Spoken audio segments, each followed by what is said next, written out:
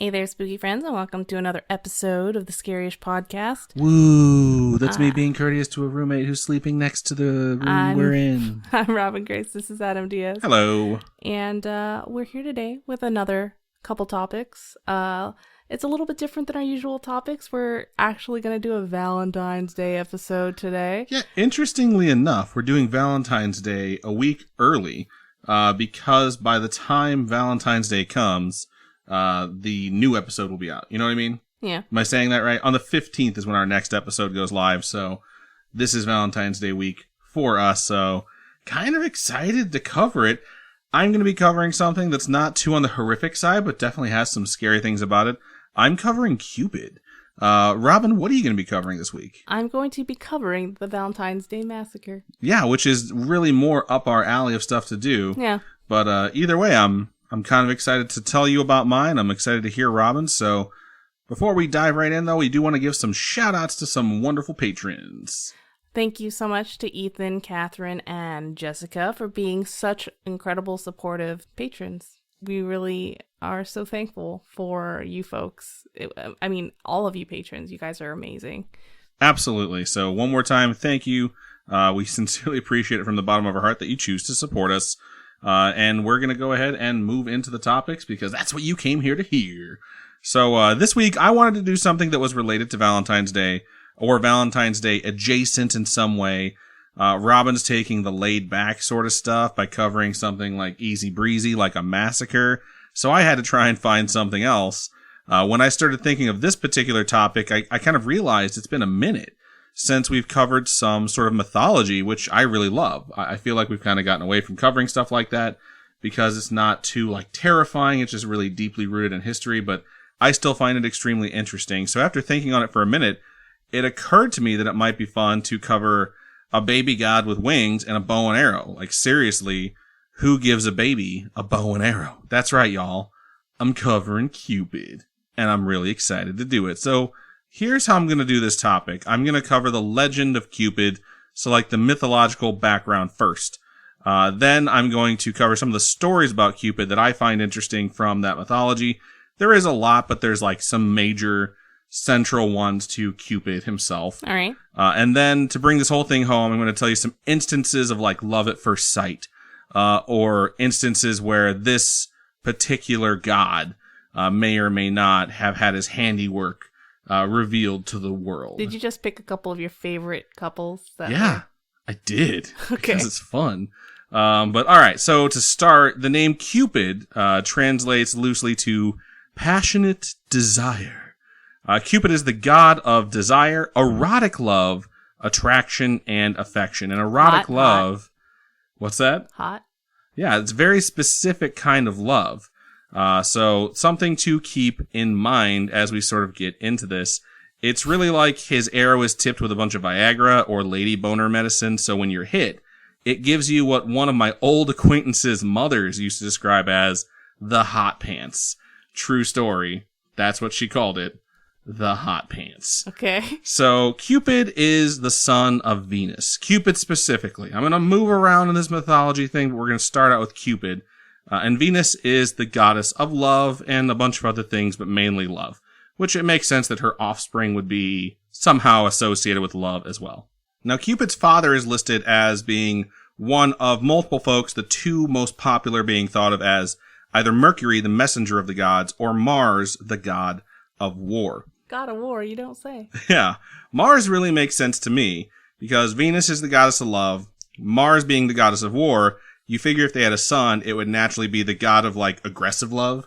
It's like you're going to make people fall in love by shooting them. That seems like the mixture of those two. So anyone hit by Cupid's arrows, including regular mortals like us, obviously, and deities, gods as well, are filled with uncontrollable desire. And the depiction I've seen in cartoons is that if you're hit with the arrow, this raging sex drive is applied to the next person you see. I'm not sure if that's actually supposed to be the case. I mean, to me, it's not a sex drive. You just fall in love with them. Because you're thinking of it in like the contemporary version, which we will get to.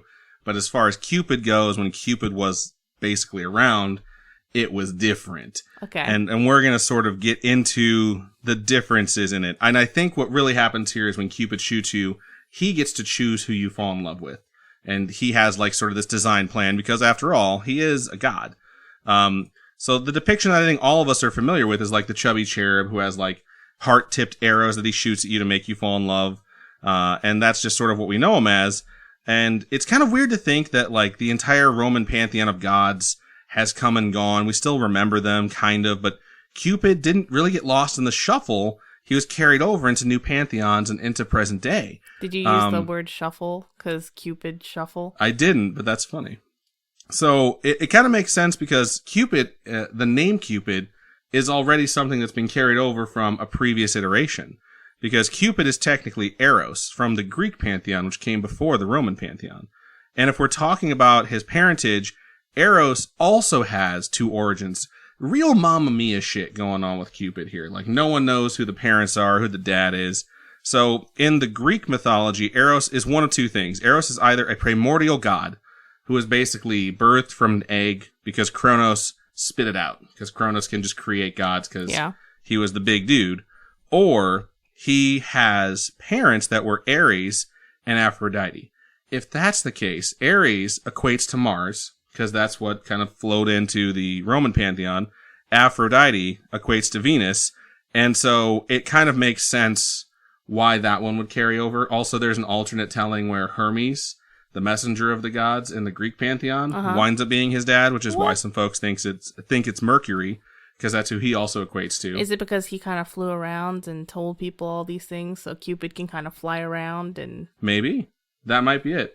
It's really, really hard to tell because these stories have been told for literally thousands of years. Speaking of other religions, since we're going from Cupid as we know him, which comes from Roman backwards to the Greeks, if you go from Cupid as we know him forward, I didn't really realize that Cupid didn't just sort of hang around in pop culture for 2,000 years. It just sort of kind of got taken over, adopted, or maybe co-opted, if that's how you want to put it, by Christians during the Middle Ages. Depending on your view, how you view that, they kind of did it to change the way he handles things. So like I said, he shoots you, you get super horny for the next person you see, right? Uh-huh. And your version of Cupid is where you fall in love with the next person you see. So that sort of came into play when the Christians got involved because they made his love not just earthly, which is kind of like hot pants style, but heavenly as well, where it becomes sort of a romantic style of love. And it's a major shift that happens in the Middle Ages when people that are in the Christian religion start taking over with Cupid and viewing him as this person that's like able to bring love to people. It's kind of funny because that interpretation is kind of really far away from where he started. I mean, it's not, gift card type thing, right? People didn't just make him up into this symbol of love for candy and cards. He does evolve to that point, and I'll actually get to when gift cards are invented. Okay. Which is sort of fun, but you'll be shocked to learn that the depiction isn't of this chubby cherub, it's of this young man who was supposed to be almost irresistible to humans and gods. And it's kind of funny because for me, my depiction of Cupid is different than most folks. I view like a middle-aged man in blue jeans, booty shorts, and then like a white t-shirt with a heart on it that's too short for him, showing off his midriff, like floating around with wings and like shooting people with arrows that are suction cup tipped, because that guy exists. He's on Fremont Street in Las Vegas, and every time I've ever gone to Fremont Street, he's shot me with one of his arrows, and he's always trying to get people to take pictures with him for money.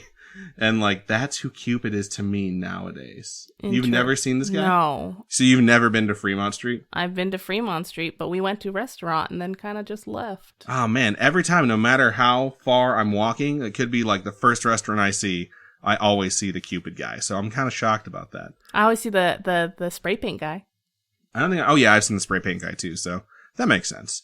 So original portrayals of Cupid, when it was supposed to be the god of war as his father, show him wearing armor, which sort of shows this like significance of how indestructible love is. And there's all these other interpretations of it from like the original depictions of him.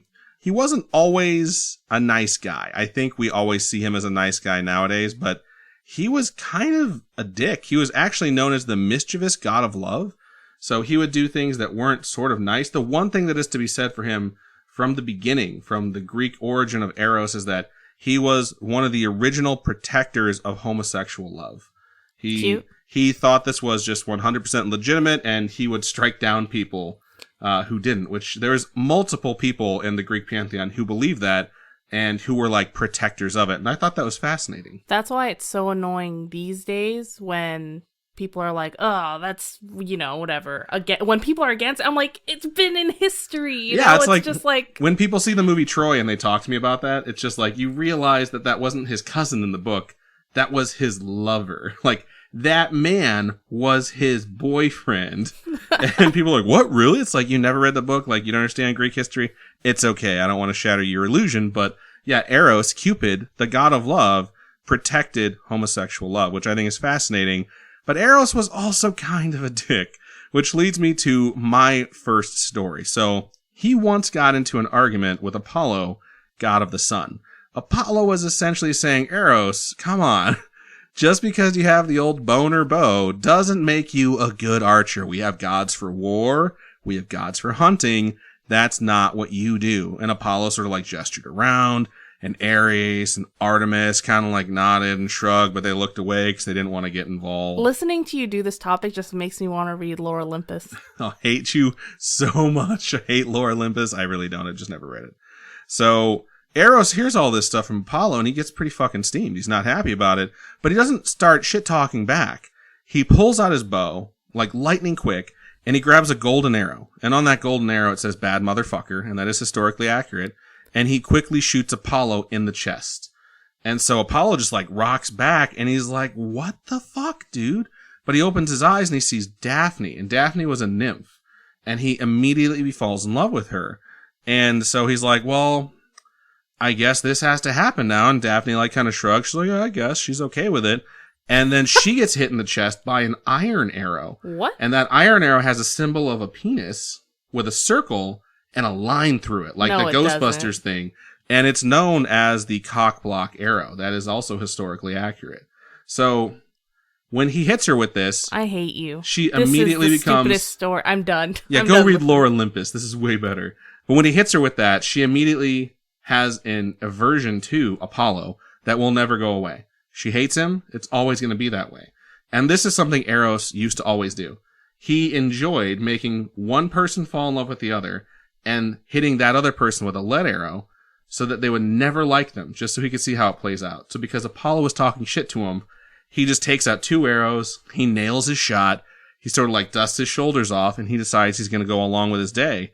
And yeah, his actions have repercussions, but not on him. It's a real dick move. You know, Daphne decides she hates Apollo after that. Daphne's dad is like, but I want grandkids. Like, you should settle down, get married. She's like, I want to do that, Dad. Stop pressuring me. And Apollo keeps like chasing after her. And he's like, I really want to fall in love. Why don't you love me? And she's like, well, I don't. So stay away from me. And then they decide to get into some race.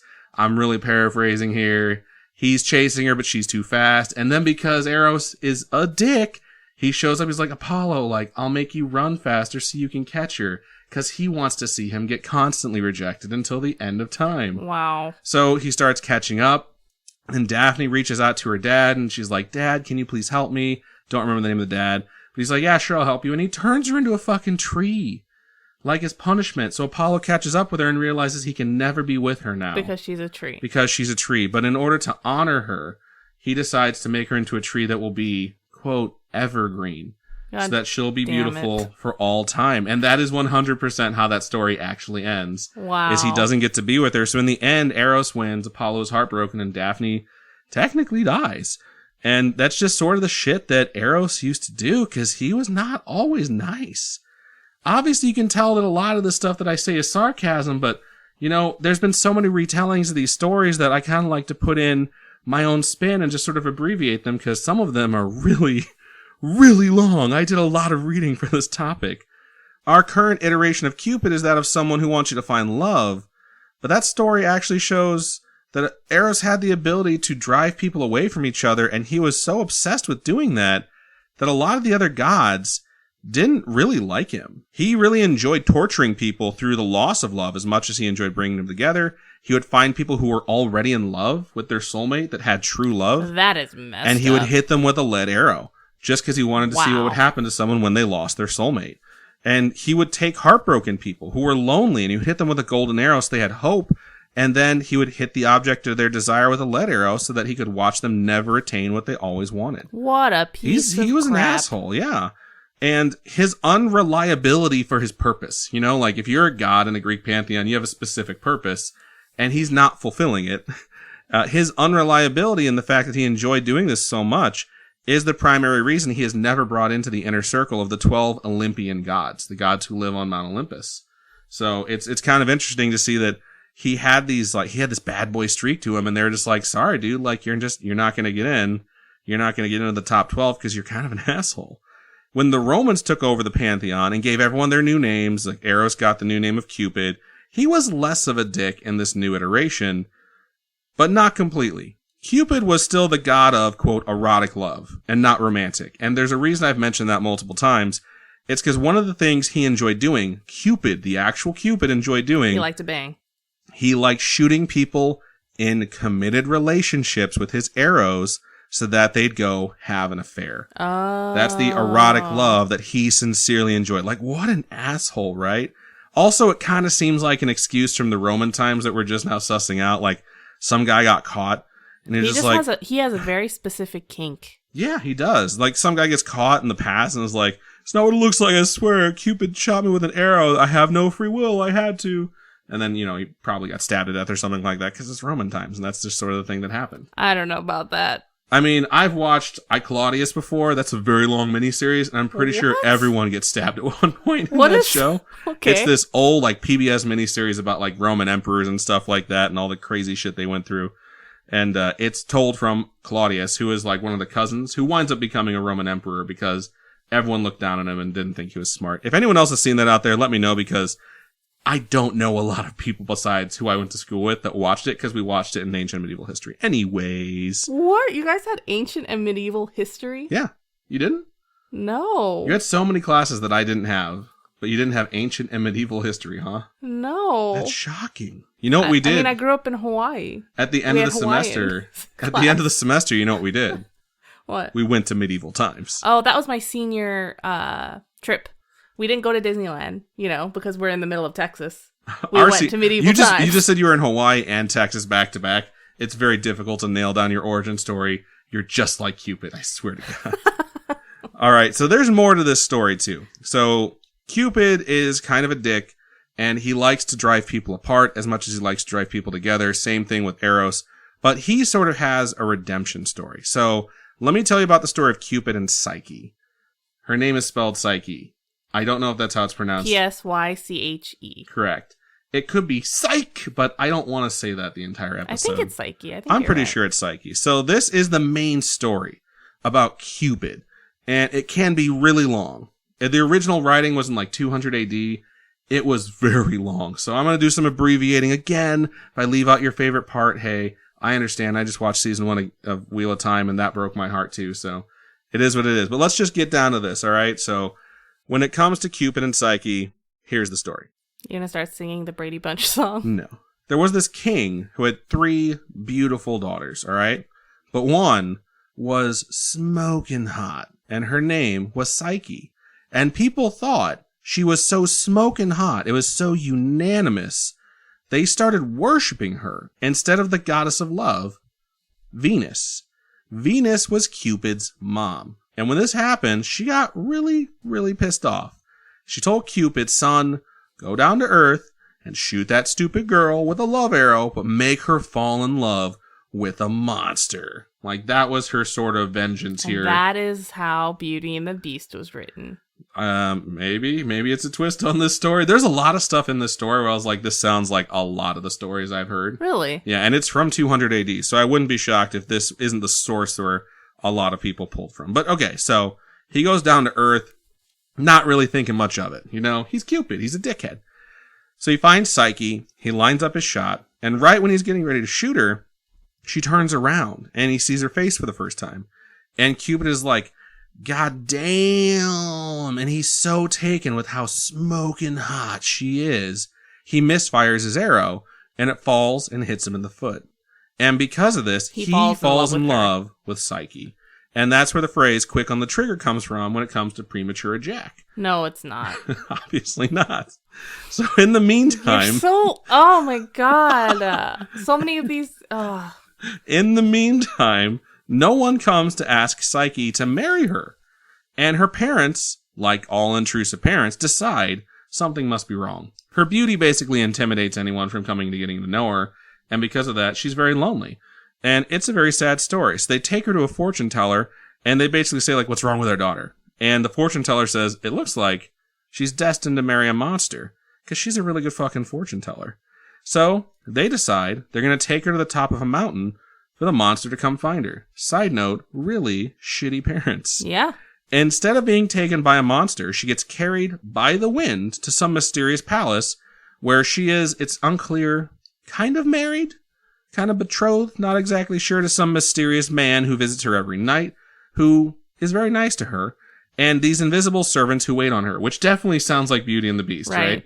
So, Cupid was the mysterious dude, obviously. She winds up falling in love with him based off their interaction, but long story short, she asks, hey, can my sisters come visit me? I'm lonely. So he says, sure. And they show up, they have a nice night, and like really shitty sisters do, they convince her she needs to break up with him. And not just break up with him, but he must be the monster, so she needs to kill him. What? Sisters-in-law, am I right? So she goes to kill him at night after he leaves her and goes to sleep, and right before she stabs him, she sees him. And he's not the chubby cherub like I mentioned. I know I say Cupid and you guys picture that. He's a hot young dude that's her age, and she decides not to kill him. She's in love with him, and also, he's totally bonable. And then she accidentally spills hot oil from her lamp onto him, and he wakes up. Now, when I picture this, I picture him waking up like that scene from Goodfellas where Ray Liotta wakes up and Lorraine Bracco's on top of him with a gun pointed in his face. Oh, I was thinking more along the lines of... Hill House, where she has the screwdriver to his throat. Very similar. But he wakes up and he's not in immediate danger. He's just been burned. But he sees the knife and he is fucking furious. So he tells her, you suck. And then he yells, smoke bomb. And when he yells that, he disappears in a puff of smoke. He's not just using smoke bombs. He's a fucking god. He can do that. So not only does he disappear in a puff of smoke, but the palace disappears too. And she's just left on the mountaintop in the dark. She's super upset. She's crying. She makes her way home. She gets there. She tells her sisters about what happened. She tells them they were wrong to tell her to kill him. And she's really upset. And they're super sad for her. And they tell her, it'll be okay. Just sleep it off. They get her to sleep. And then they're like, let's go to the mountain and fuck that dude. Maybe we can marry him instead. What? Because they're horrible sisters. It's like the evil stepsister or whatever thing. That's what they remind me of. So, long story short. Biznatches. Right. Long story short, they don't succeed. I don't think much happens with them. But we cut back here to Psyche, and she's really upset because she's in love with this guy. He's mad at her. And she decides there's only one thing that she can do. She needs Valentine's Day cards. No. Nudes, obviously. No. She decides to appeal to the goddess of love to help her, which just happens to be his mom, Venus, the person who started this whole shit show in the first place. So Venus shows up, and she's still a jelly monster. This is like a really huge chunk of the story that I'm going to abbreviate here. But she basically shows up and decides just to mess with her. And gives her a bunch of impossible tasks in order to get her to help. She tells her, I'm going to give you 4 tasks, and we'll see if you can figure them out. So she gives her 4 impossible tasks just to mess with her, and somehow, Psyche is able to complete all of them but one. Basically, a bunch of different creatures or gods see what's happening, and they decide to take pity on her and help her out. Well, by the time she gets to the 4th one, the 4th one's like going into Hades, doing a bunch of shit. She winds up getting this thing that she needs to complete her task. She gets out. Somehow the thing knocks her out, kind of like the poison apple, so she falls into a sleep. All right. At that point, Cupid finally recovers from being burned by the oil, because apparently he's a little bitch, because it was just a little spill. But it really hurt him. He flies down, he finds her, he's like, alright, I feel bad, I still love this chick. He pulls the sleep from her. He wakes her up, because he's a god, and he can do that. Because he's a prince, and he kisses her on the lips, and wakes up. He takes this box to complete her final task to his mom. She's still kind of being a bitch. So he goes and finds her and says, hey, let's go talk to Zeus. So they go to Zeus. He's like, yo, dog, I really need a Deus Ex Machina here. And Zeus is like, all right. So Zeus basically goes to Venus and says, hey, stop being a dick. And she's like, all right. And then Zeus is like, all right, you guys can get married now. But before you do, drink this potion. And he gives Psyche a potion. It makes her immortal because he wants them to enter marriage on equal footing. Aww. So she can live together forever with him. And he like pulls Cupid aside. He's like, look, you've been a fucking dickhead and you've been shooting all these humans and making them cheat on each other. This marriage is your recompense. Like, be loyal, stay with her forever, take care of her to make up for the fact that you've been a dick for so long, and everything will be fine. And that's kind of what happens. There's a lot of variations to the ending of the story, but that's basically how it breaks down. Cute. He also tells him, kind of Godfather style, like, and you owe me a favor, which I can call in whenever I want. What's the favor? The favor is almost certainly to help him cheat, ironically, which Zeus always fucking does. Yep. So, after that, he kind of moves away from the whole erotic sex thing and becomes more of the romantic relationship guy. All right. And this is something that was written in 200 AD, which is why by the time 500 AD hits, the Middle Ages kind of start, the Christians start co-opting a lot of different stuff, and they wind up pulling Cupid over into their thing, and slowly but surely he devolves from this sex symbol into what is essentially like a child who helps people find love. Cool. Instead of this dude who was able to see that he had a decent person in front of him and not just a blazing hot smoke show, which I think is a really fun story that I never fucking knew about Cupid. Yeah, I've never heard of that and story either. I thought it was absolutely fascinating. You read Lore Olympus, how have they not talked about this? Maybe because he never made it into Olympus. He's Eros is in it. Eris is in it? Eros is in it. That's interesting. Yeah. That's super cool. So that is kind of the idea of where Cupid came from. And I find it very interesting because I think mythology is absolutely fascinating and the history of where all this stuff goes. Because Valentine's Day shows up on 496 AD. February 14th, 496 is the first Valentine's Day ever. It's very deeply rooted into like religious things, St. Valentine's, all that stuff. So without getting into that, the late 1700s, early 1800s, Cupid is still the guy when you talk about love, you know? He's slowly shrunken down into this cherub. He's an app. Okay, Cupid. I hate you so. Yeah, obviously, late 1700s, early 1800s, yeah. Everyone's using OkCupid. Yeah, they're like, oh man, I gotta get dating. There are these dudes in Victorian era. I thought you were gonna still keep going. No, I'm trying to get away from your stupid joke. Okay. In the Victorian era, who decide, it'd be really good is if we take Valentine's Day, this day that celebrates all these different things, and we make a tradition where you give someone that you love a card. And that's where the first Valentine's Day cards come from. Every good card basically needs a mascot. And of course it winds up being Cupid. And that's why Cupid winds up being super associated in like today's world with all the stuff we see during Valentine's Day, which I thought was super fascinating because I didn't realize he was such a dickhead. He was very much like the other gods who always did like some good stuff and some absolutely awful stuff. And then he slowly but surely like became kind of cool. So I don't know. I thought it was a very fun story, and it's not scary-ish exactly, but I will say the idea of someone stealing true love away from people is kind of horrifying. So I thought you all would enjoy that, and I just want to end, like I said I would, with some stories. I mean, people still fall in love with other people shockingly fast and suddenly, and sometimes it can be very famous people, and it can be very famous cases, like Emily Blunt. Emily Blunt was out at lunch with a friend of hers back in the day, and this is her story. They were at lunch, and they were having a conversation that was literally about how much she loved being single. And during that conversation, she looked up and saw John Krasinski walk into the restaurant. And in her words, quote, she said, that was it. She knew immediately. She fell in love with him, love at first sight. Which seems like the opposite, because as handsome as he is, she is so crazy gorgeous, you know? But did she like go up to him and be like, hey, I feel like you're the one for me. Am I the one for you? Let's go out on it. Well, they went up and talked, and she said within 10 months they were engaged, but that they both knew that they were going to be together forever almost immediately. Wow. So I feel like she got struck by Cupid's arrow, and Cupid was being really nice to John Krasinski. I mean, or she was just like, I'm a big fan of The Office, and I think you're so charming. Don't you think she would be a fan of the British Office instead, though? Nah, maybe. I don't know. Maybe Martin Freeman's not her type. John Krasinski's just like... I don't know. He's got that thing. Yeah. And similarly, like Stephen Colbert, I don't know if you guys have ever heard the story about Stephen Colbert and how he met his wife. It's a very long story. If you ever want to look it up on YouTube, it's fantastic. And what essentially winds up happening is that he had known this person before. He had always thought they had a connection. And then he went home to visit his family. They told him, like, let's go see a play. They get to the play. They're in the theater lobby.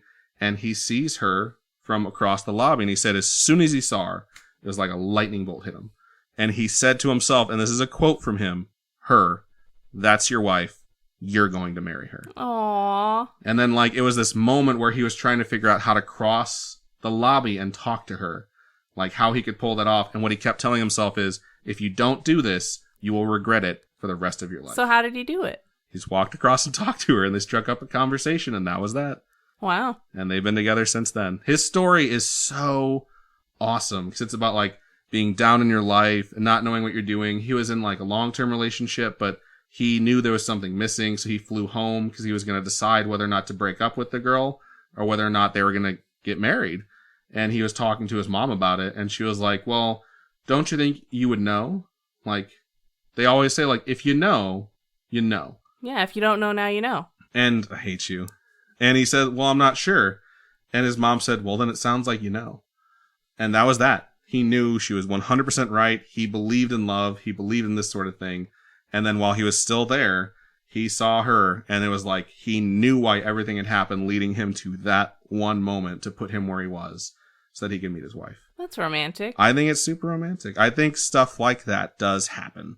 So maybe not the scariest of topics, but I think it's also a really cool topic. We don't always have to talk about horrific stuff with murder or massacres. Now, yeah, just wait after the break. Wait 10 minutes, if that. Not even 10 minutes. It's like a minute. Yeah, wait 3 minutes, and I think you guys will be good to go.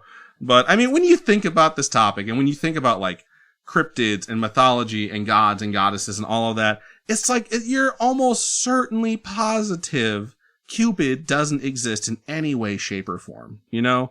But when you really sit down and think about some stuff about, like, being a human being and how everything works and logic and all that stuff, like the whole phrase, when you know, it is real sometimes. And I think it's fascinating. So, who knows? I remember the first time I shook your hand.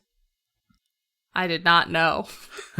What I knew is that you were undoubtedly a bitch. That's what I knew. Yeah. So, maybe it takes 2 or 3 times meeting before that lightning bolt hits. But anyways. Oh, it's supposed to hit? That's what's supposed to happen? It hit you. Don't even act like it didn't. I've heard the story from your sister's perspective of when you went home after our first prolonged interaction together, and I know. So that, my spooky friends, is Cupid. All right, yeah. Cool topic. Cute. Well, you're welcome. All right, Thank you. so we're going to go into a nice break. It's probably a good enough break to prep your ears for the next half of the episode. That's not going to be as cute and cuddly as Valentine's Day and Cupid. It's going to be more gruesome type murder stuff. Yeah, I will say when you're looking at the pictures, you were like, oh, we can't put this on Instagram. Yeah, I so, was like, oh, all right. shit. You'll hear about that on the other side of the break. Welcome to the other side of the break. This week, I'm going to be covering some true crime in honor of Valentine's Day. And what screams Valentine's Day more than a massacre? You know, blood, Valentine's, red. Blood is red. Super romantic. This week, I'm going to be talking about the St. Valentine's Day Massacre. And to put us into the scene, the setting of this whole thing, we're going to go back to Thursday, February 14th, that's Valentine's Day, just so you know, 1929. If you guys don't know that February 14th is Valentine's Day, y'all. Yeah, PSA really fast for anyone listening to this on the day it comes out. It's February 8th. You got 6 days, just in case you needed to hear it. So, 10:30 a.m. at this garage at 2122 North Clark Street in Lincoln Park on Chicago's north side, 7 men were murdered. Were Mordored. They were thrown into Mount Doom. 7 men were murdered, shot by 4 other men with Thompson submachine guns. Which are also known as the Tommy guns. So, why don't you tell me what comes to mind when you think of murder and Tommy guns? I mean, probably old-timey gangsters like Al Capone or John Dillinger. Yeah, straight up. Yeah. And also my dad used to own one. oh yeah, there's a picture of Adam with one. He looks so stupid. I look pretty cool holding it. It was also. Why don't you post that? It's also the heaviest gun I've ever held. You should totally post that picture on Instagram with all the other pictures. That'd be that funny. picture of you with it. Okay, dude, it was a drum clip, which were very difficult to find, and those drum clips are heavier than most guns on their own. Continue. All right, so as Adam imagined, this crime was straight up gangster. So among the 7 victims were 5 members of Irish gangster George Bugs Moran's North Side gang. And it like they were legit like mobster gangster type people, right? Albert Kachelik, I'm just going to call him James Clark because that's what he was known as. I don't know how to pronounce his actual name. He was Bugs's brother-in-law and was among the victims, as well as an Albert Weinschenk, an Adam Heyer, Frank Gusenberg, and Peter Gusenberg. They were bros. Dang. Along with these 5 were 2 of their collaborators, I guess, just people that hung out with them. One was their mechanic, and one John May, and then one was Reinhard Schwimmer, who was just this guy that liked to hang out with them. And each of these individuals kind of played a part in Bugs' gang activity or just were a part of their social circle. Even their poor mechanic, that just got caught up in all of it. It's a bummer. So that morning, there were 2 people who were dressed in police uniforms, while the other 2 were in suits and ties and overcoats and hats, like, the gangster getup, right? You can just imagine an outfit like straight out of Public Enemy, which, if you haven't seen it, it's a movie about John Dillinger and gangs in the 30s, things like that. It's not horrible, but it's not great. Johnny Depp. Right. It's kind of slow, a little bit boring. Johnny Depp's in it. I think he's hot in it. It's John Dillinger. Christian Bale is the cop that comes after him. Giovanni Ribisi's in it too. It's good. There's a lot of good actors in it. But you can just imagine this whole setting here just watching that movie. So 2 of these people are dressed like that. 2 are in police uniforms. The 2 that are like more in plainclothes type people are the ones with the Tommy guns. So anyway, according to witnesses, these uniformed individuals led the others out at gunpoint after the shooting. So it was kind of like a setup, right? That 2 people were pretending to be police officers so that they can kind of get away from the scene, Yeah, it's very like Ocean's 11 style thing. I guess. So, Omen baby fact, there was a German Shepherd named Highball that was tied to a car bumper the entire time in that garage that was left unharmed. Good. Yeah, that's the sort of note we need. Yep.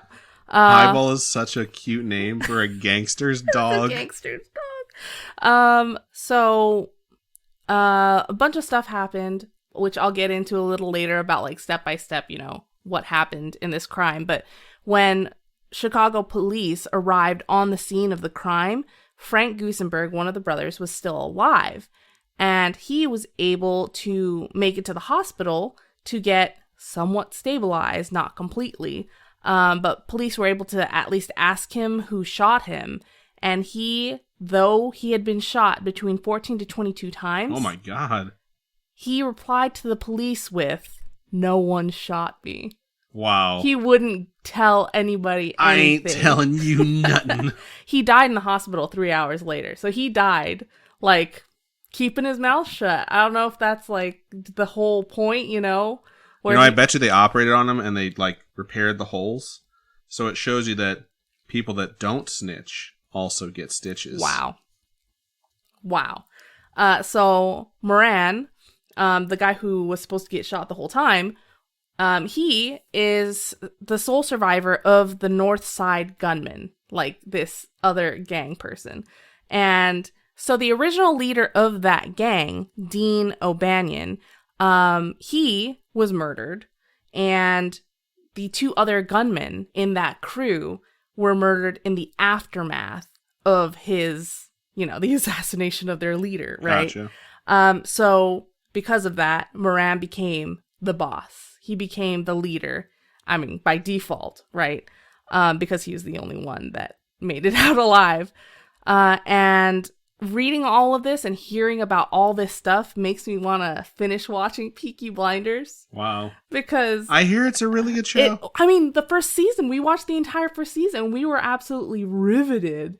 You know, you were absolutely riveted because you were watching it while I was doing other stuff, so I didn't get to pay too much attention to it. I love that show. It is so good. I just need to finish it. But it requires me to sit down and watch every second. So after all this stuff happened, it was widely thought that Al Capone was the one to plan this whole massacre, even though he was living in Florida at the time. There are supposedly several factors that went into why they decided to kill Moran at this time. So earlier that year, in 1929, Frank Gusenberg, the guy who didn't snitch on anyone or say anything, he and his brother attempted to, unsuccessfully, kill Jack McGurn. And McGurn was a key member of Al Capone's Chicago branch. So they're like, you're going to kill one of us, we're just going to kill all of you guys, right? So the North Side Gang was also responsible for the murders of a few other people that were actually presidents of the local mafia, who also happened to be associates of Capone. So these guys had done some stuff that was leading them down the path. They're freaking gangsters. They're going to get in, in everyone's business. Right. That's just what they're going to do. You know, that's how they're going to make money. The massacre, the quote-unquote massacre, I put it in quotes because it was only 7 people, but it was the way they were killed that's like a massacre. The massacre was an attempt to knock out Bugs Moran from control of the North Side Gang. It was like a fight for turf, pretty much. And there was an illegal import of whiskey from Canada that had been hijacked while on its way to Cook County, Illinois, which is where Chicago is. There's just a whole bunch of business issues, and they're just clashing with each other because they're both trying to make money off this same area. And there was a thought that this could have been motivation for killing, you know, all these people. And you got to remember that this is Prohibition era. So if you're sneaking in booze, right, you're going to be the one making money. And if you're stealing somebody else's stash, it's just like, you're why? But that's how they make cash. That's how gangsters roll, you know, whatevs. It was a very illegal activity that had like 100% demand. It was just through the roof. Not every single person wanted it, but some people wanted enough for 2 because it was suddenly illegal.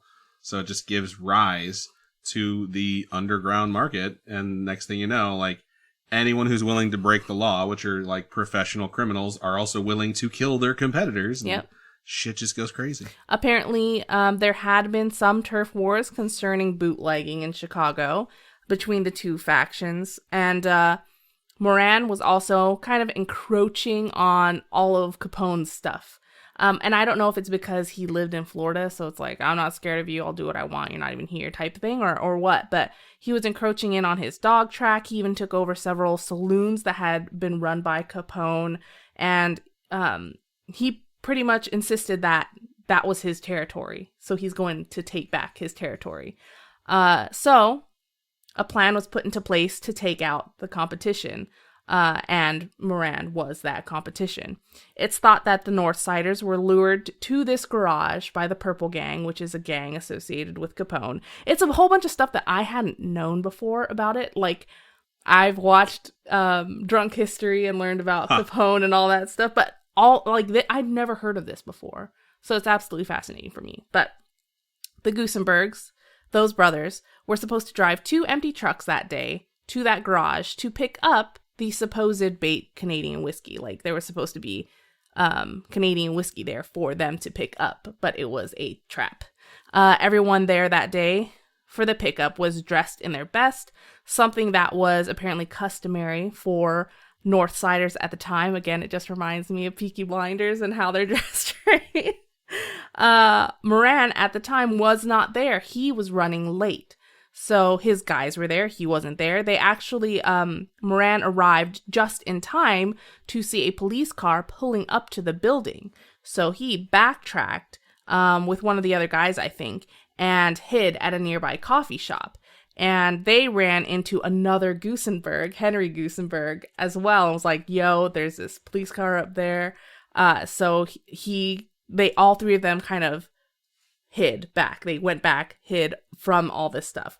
Another member saw the car and actually wrote down the license number of that car before he left. There was also a case of mistaken identity among Capone's men. So they thought that Moran was already in there because some guy was dressed just like Moran was dressed earlier that day or something. It was crazy, the circumstances in which this guy survived, right, and got out of this situation. So Capone's men thought they saw Moran in there, triggered the attack. A Cadillac pulls up to the front of the garage where 4 men come out. They enter the garage with weapons in hand. The fake police officers force the members to line up against the wall, and once all the guys are lined up facing the wall, they signal the other 2 guys with the Tommy guns who fire on all of them facing the wall, which is like, that's what makes it a massacre, you know. They were lined up and gunned down. Yeah. According to the coroner's report, the faces of both John May and James Clark were absolutely brutalized, like fucked up. After the massacre, as witnesses report, the plainclothed individuals were led out by the fake officers. And this fact actually led some people to believe that police had been involved with it somehow. Supposedly, a few days afterwards, Moran told reporters that only Capone kills like that. And when they... I love that the mob boss is just talking to reporters. Yeah. When they reached out to Capone in Florida, he said the only man who kills like that is Bugs Moran. So they're both just like talking shit about each other over this horrifying thing. This incident results in a public outcry, right? Mob bosses were looking at a very big problem now because gang wars were making what they were doing way too public, and it was like airing their dirty laundry. And it's incredibly dangerous for the civilian population. Right. It was at a point where the violence had crossed a line. It was so brutal how they killed these guys. In that time, civilians almost idolized criminals. It's not like we don't still do that nowadays, but they were celebrities back then. But when it comes to what is that couple group? Bonnie and Clyde? Bonnie and Clyde. When people saw them, they like wanted to see them. They wanted to meet them. Yeah, they thought they were awesome. And then if you read the history of like Bonnie and Clyde, like they were fucking brutal, horrific murderers. Yeah. It's crazy how much people idolized folks that did stuff like this. And then when you finally have an event that's so horrific where you're like, hey now, this is getting out of hand. It's like, oh, really? You think? Yeah, these murders were absolutely brutal. Like looking at the crime scene photos, I was just like, this is intense. It's just awful how they did it. When a delegation from Chicago met with the newly elected president, Herbert Hoover, they urged him to tackle the issue of the growing crime in Chicago. Apparently, Hoover told his attorney general at the time to quote unquote get Capone. That was his whole thing. You got to stop him, which they eventually did, you know. That's where the Untouchables came from. Oh shit. Pretty sure. Like Is they it? form a group to hunt down Al Capone. Nice. That are called the Untouchables, I don't think I've ever seen it. led by Elliot Ness, who is a mess of a human being in his own right. What's the movie about Field of Dreams? The Kevin Costner one where he builds the field? No. What's the movie Where's the Postman? It's called The Postman. What's the movie about the guy who pretends he's one person who is like he like walks with a limp and stuff like that, and at the end of the movie he's the mastermind. The Usual Suspects? Yeah. Okay. You're gonna ruin The Usual Suspects for our listeners? You know what? Spoilers for anyone who hasn't seen it. It's such an old movie if you haven't seen it. What the fuck does that have to do with the Untouchables and Al Capone? I always confuse the Untouchables with that one. You confuse the Untouchables with it's like the Utah and Usual Ohio. Suspects. I don't know why. Anyway. Fuck you, babe. It's fine. I always confuse the Untouchables and Bambi. They're both very similar movies. Okay. There were a couple landladies named Mrs. Duty and Mrs. Orvidson. Mrs. Duty. So they'd taken in 3 roomers 10 days before the massacre. I say roomers like, you know, people that came in to rent a room. Their houses were right across the street from the garage, the very location of this massacre. The women were able to pick out the mugshots of George Lewis, Eddie Fletcher, Phil Kewell, and his younger brother, Harry.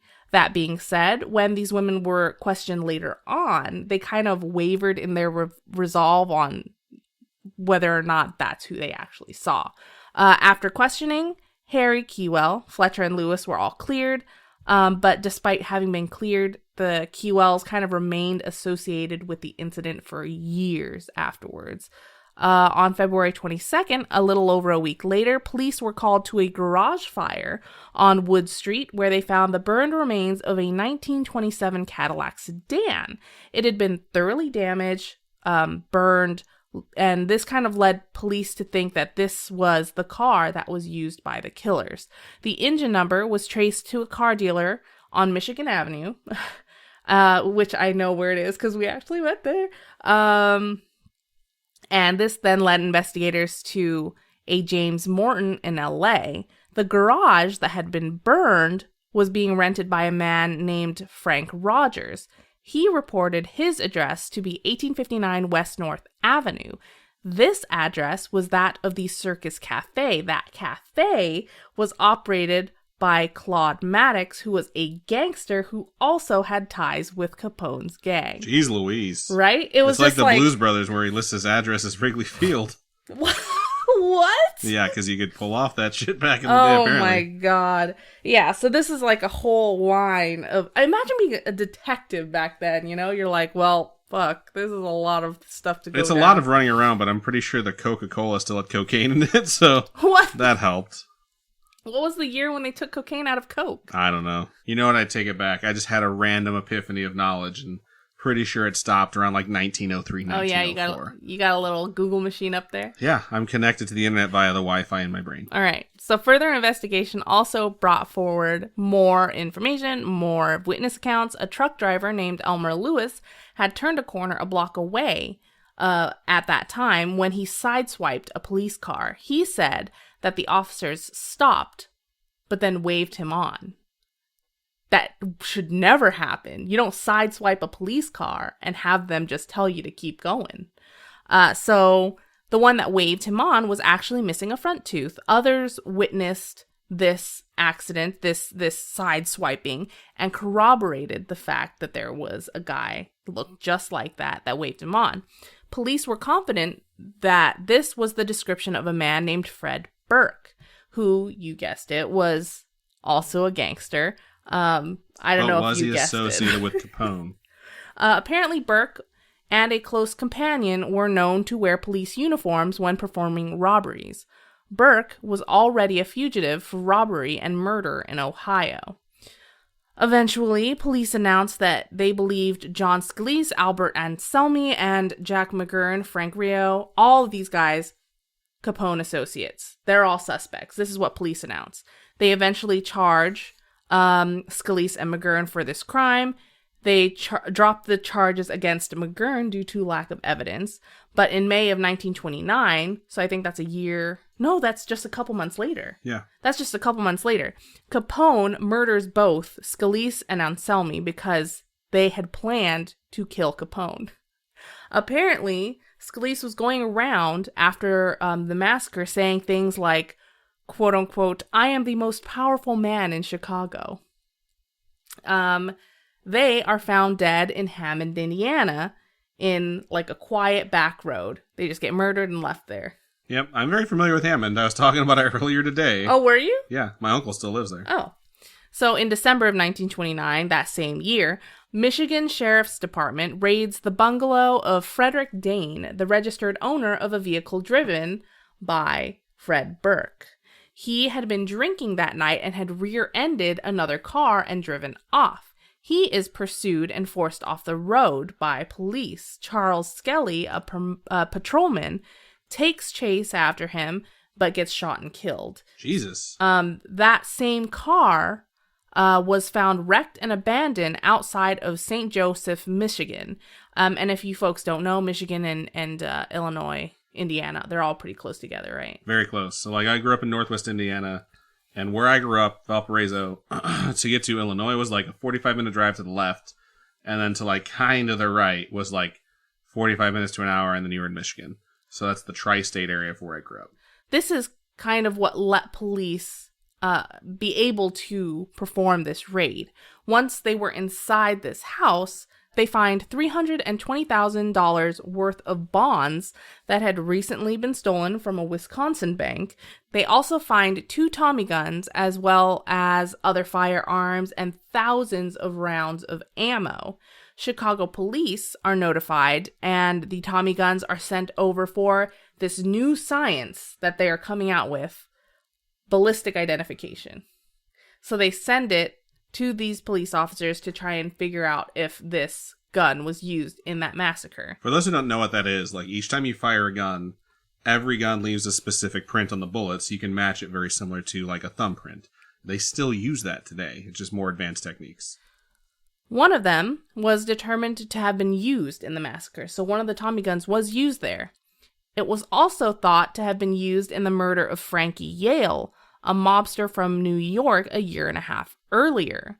Upon investigation of the massacre bodies, it was determined that there had been no police officer-issued weapons fired into the victims. So that led investigators to believe that there really had been costumed police officers there if people had seen police officers that may have worked with them that day. Burke was captured over a year later in Missouri. He was sentenced to life imprisonment and died in prison in 1940.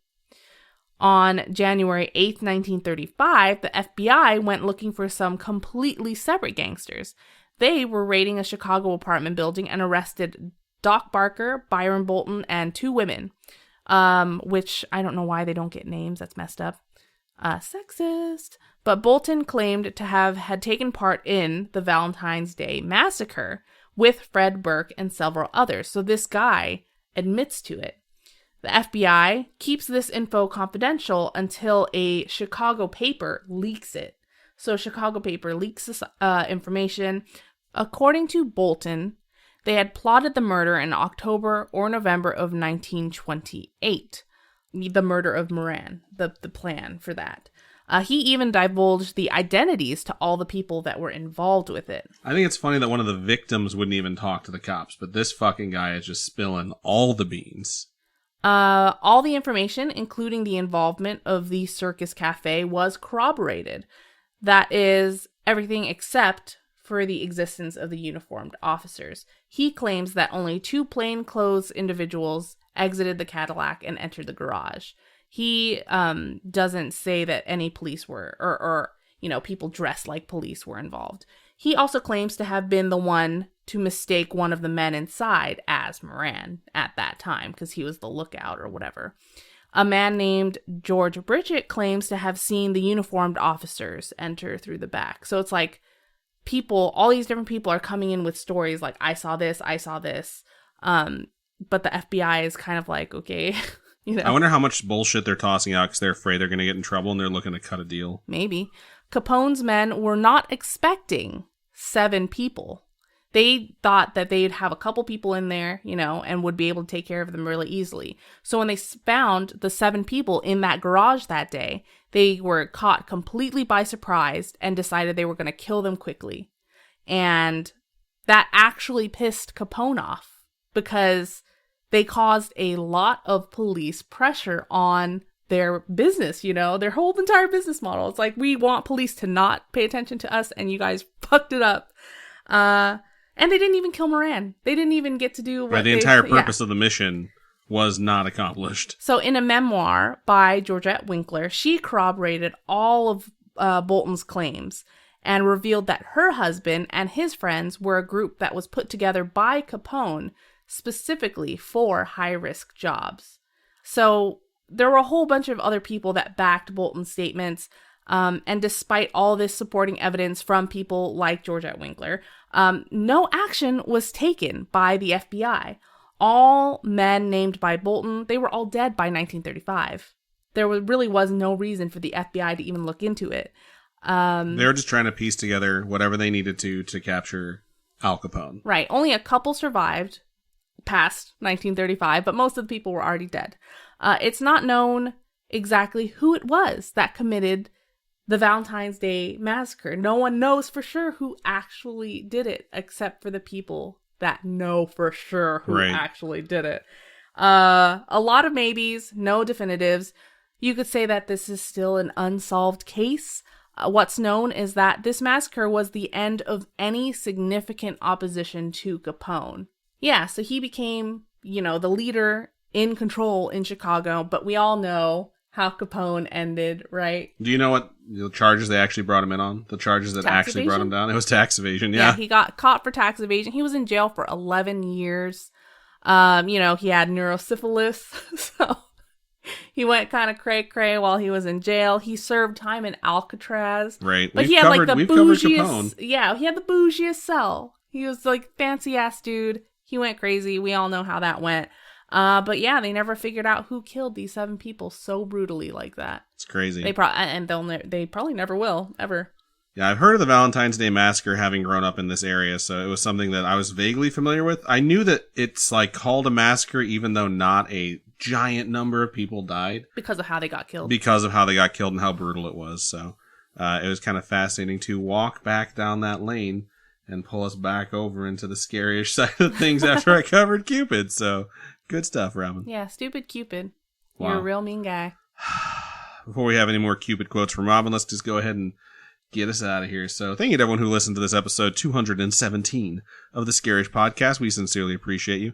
If you would like to reach out to us regarding any stories that you might have for the subjects we cover, it could be supernatural, paranormal, extraterrestrial, you can do true crime, or just coincidental stories that you thought something crazy was happening and it turns out it was nothing at all, feel free to email storytime@scaryish.com or go to our website, scaryish.com, and click on Contact Us. Fill out that form. It will come directly to us. And you can also hit us up on our social medias. Facebook is facebook.com/ScarishPodcast. Twitter is @ScarishPod, and Instagram is @ScarishPodcast. Robin, for folks who would like to donate to us, how can they do so? You can go to patreon.com/ScarishPodcast. Those are monthly donations. Tiers start at $1 at $1, you get ad-free episodes. Can't go wrong with ad-free. And again, shout out to Ethan, Catherine, and Jessica. You guys are absolutely awesome for being such supportive patrons. And yeah, if you're not into the monthly donation, you can go to coffee, ko-fi.com/ScarishPodcast, and those are one-time donations. And all of you guys that support us, we can't do it without you. So thank you. Absolutely. Thank you to everyone who listens. We appreciate you immeasurably. And that is everything we have for this episode. So Robin, go ahead and sign us out. Keep on creeping on, and we'll talk to you guys later. Bye-bye.